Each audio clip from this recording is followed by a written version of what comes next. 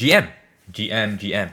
Now, you look at me, I'm lit up like a lighthouse, but that's not a problem. Maintenance just finished, which means Raymerry and Sylph are in the game right now in the archives, and I want to go take a look at them straight away. I haven't seen what they do yet, and she will be the first one we see because she's an LD and a light one for that. Okay, so we have Raymerry up here, and Sylph will be down here. So let's take a look at Raymerry because she's the star of the show. Let's see, okay? Ready? Ready? Let's go. Okay, so she is 118 speed. That's a bit slow, right? Disgustingly high HP. This is almost the same as Tiamat. Let's look at Tiamat real quick. Where is Tia? Just under by Tiamat. 1 speed faster than Tia, so you can't build her Giga fast. Okay. Her defense is not bad. 800 defense. I think that's probably about the same as Holden, I want to say. Where is Holden? Holden's red. So he's here. 100 less than Holden. Just 100 less than Holden, but definitely more than Tiamat, because Tiamat's one is absolutely dog shit. Very nice. Okay, so no effect accuracy, no effect resistance. That means nothing in her prowess. But let's take a look at her prowesses right now. We get crit damage, we get crit rate. Crit damage, we get crit rate. Very nice. You don't really see that in a HP scaler at the moment, but this is the first one we get because I think Tiamat here is healing and then crit rate. So she has crit damage as well. Cool. Now, moment of truth, we get to see multipliers. Let's look at S1 first. Raymerry whispers a prayer dealing damage equal to 30% of a whole max HP to a single enemy with a 30% chance to inflict stun for 1 turn. 30%. Then grants herself 10 stacks of torment. If the HP's target is below 15% after the attack, the target is instantly terminated. Enemies defeated by this skill cannot trigger death prevention effects and cannot be revived this battle.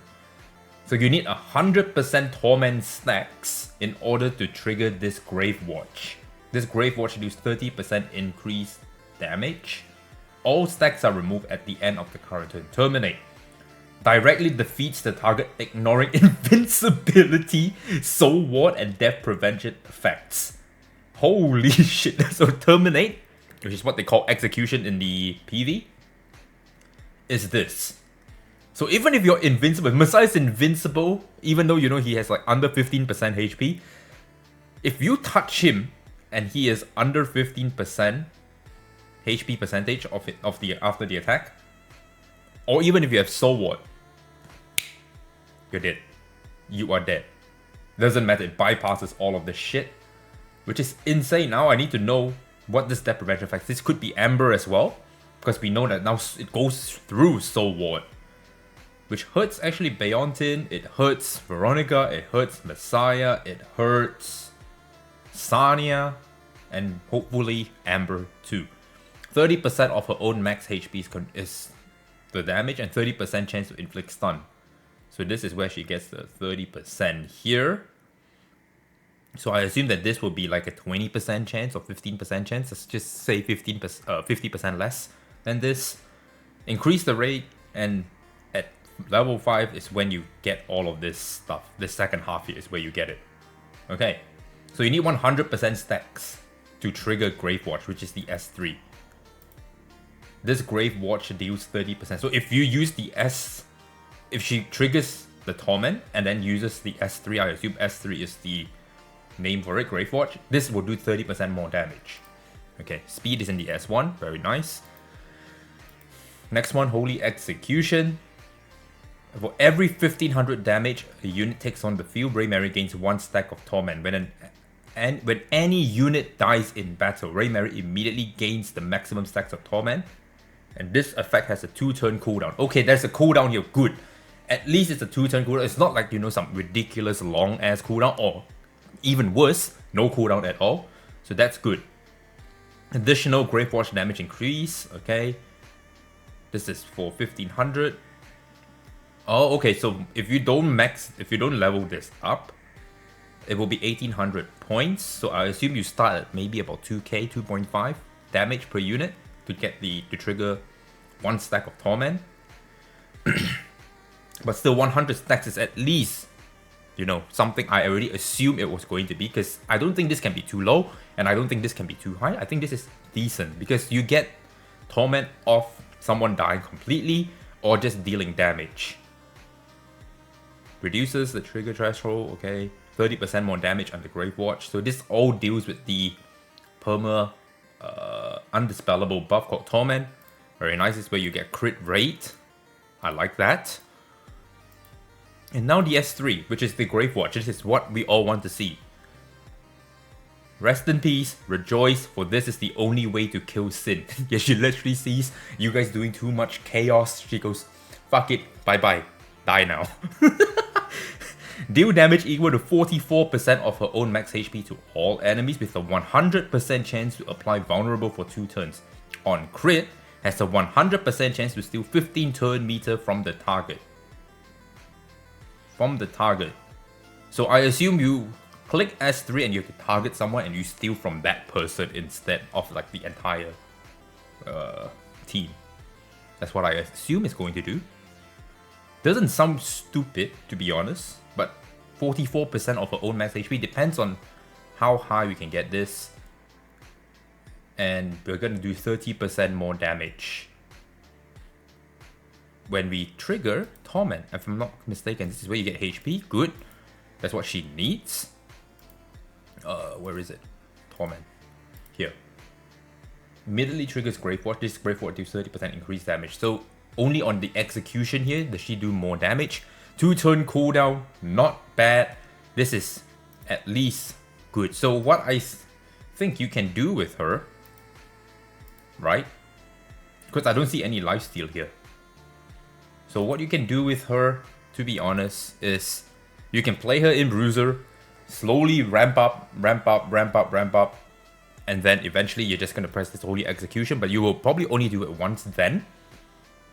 But if you're playing her in Cleave with like a Messiah or some single target nuker, like, you know,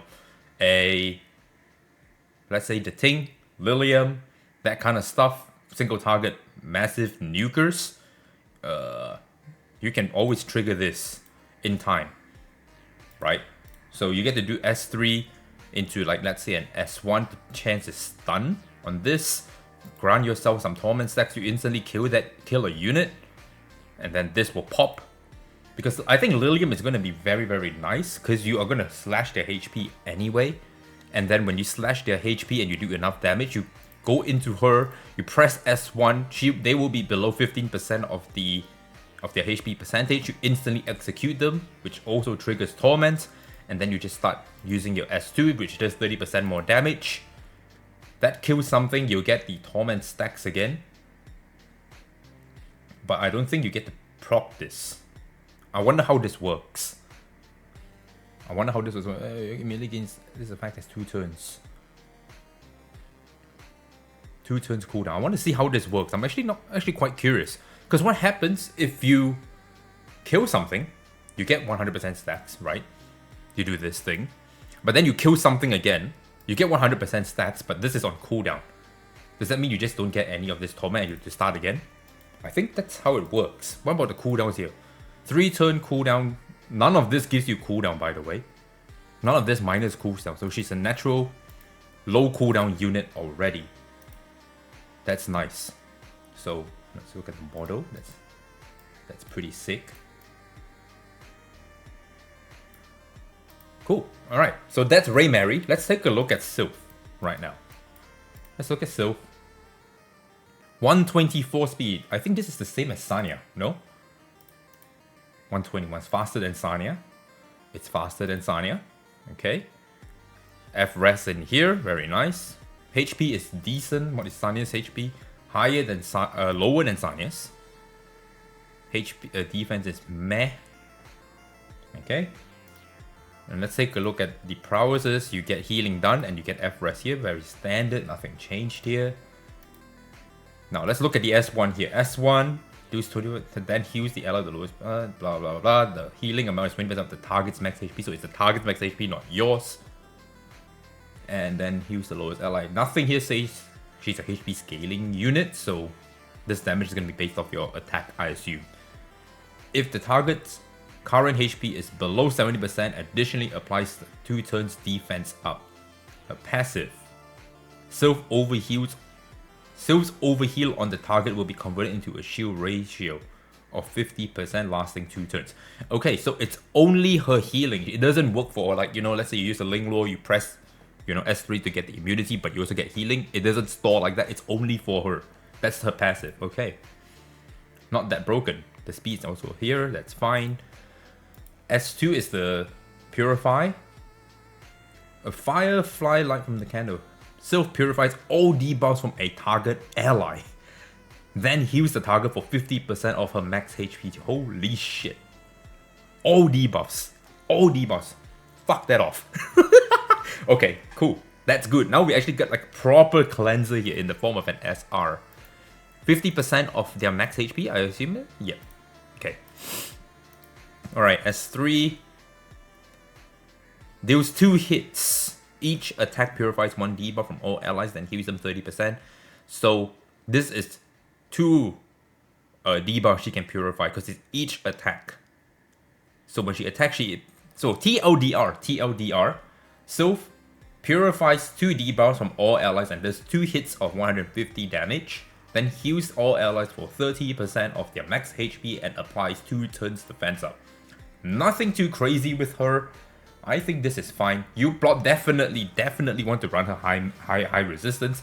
Even, you know, force a bulwark on her or play her on a bulwark shell. Because if you get her to, you know, press a S3 or press a S2, she definitely gets to do things and support the team that way.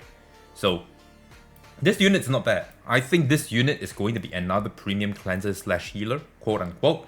So, you know, think of all the shells that helps her with her healing. So Gigabyte, even the Supernova can work on her, depending on how fast you want to run her. But I think you want to definitely pick somewhere along the lines of a Gigabyte, Lighthouse, something that can help her turn cycle and cut quicker, so that you can, you know, cheat out turn meter, get your opponent's tempo off whack, cleanse up, heal up, defense up, all that kind of good stuff.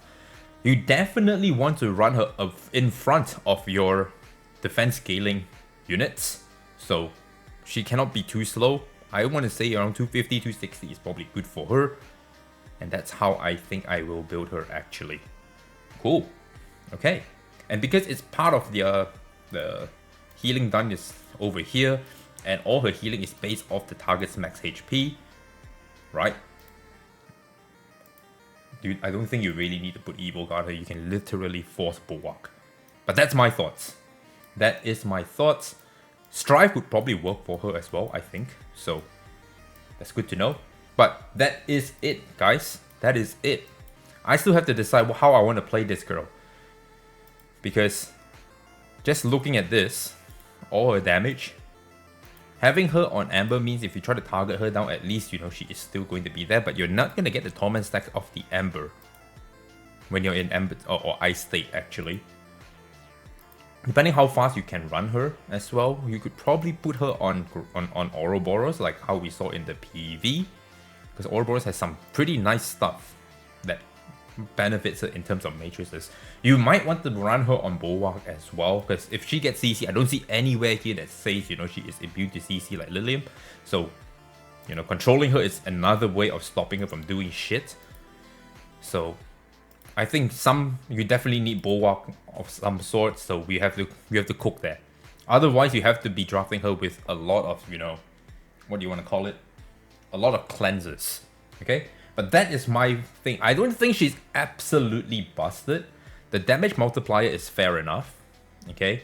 There's 2 turns cooldown, you put vulnerable, so you do more damage. When you do more damage, then you get more torment stacks, and if you kill a unit, you get to use this Holy Execution. And even if you know, don't kill a unit, as long as your single target unit that you're targeting is below 15% of this, once this attack is done, it gets instantly terminated. So I assume this bypasses Hoyan, this bypasses Messiah, Veronica, Baontin, Amber, Sania. I assume so. Okay?